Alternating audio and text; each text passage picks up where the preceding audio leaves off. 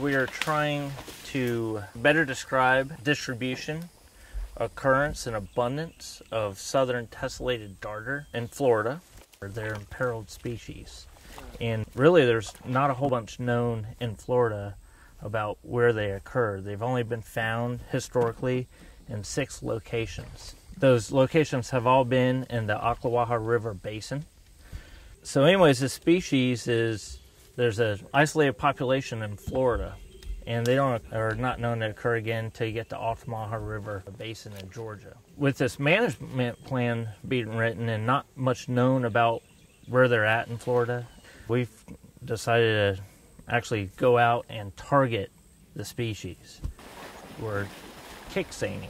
We're using this seine and a backpack electrofisher. So 2 people hold the seine and 1 person has a backpack on and put electricity into the water. And to make that current and help the fish go into the seine, we kick the water. That's how we're sampling. We got a darter. And at each one of those locations, we sample 50 meters of the stream.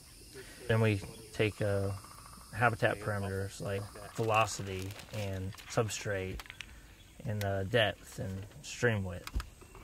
Another thing we're doing is keeping track of all the species that we get at each site and keeping track of all the darters and how many darters we find at each site. So we've worked with a GIS analyst out of Tallahassee with FWC, Mark Barrett, and he mapped different tributaries and distributaries of Ocklawaha River from Silver River all the way down to St. Johns River. We've randomly picked a number of locations in each one of those areas to go out. We're working cooperatively with USGS, Howard Jelks, U.S.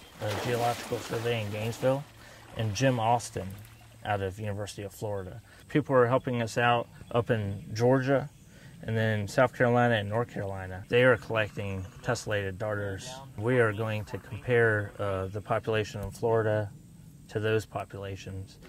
We don't have an estimate of how many southern tessellated darters are in Florida. That's the next phase of this project. So far to date, we've only found 15. In the areas that we actually find them, we're going to go back and get estimates of how many darters there are per length of the stream to get an abundance estimate.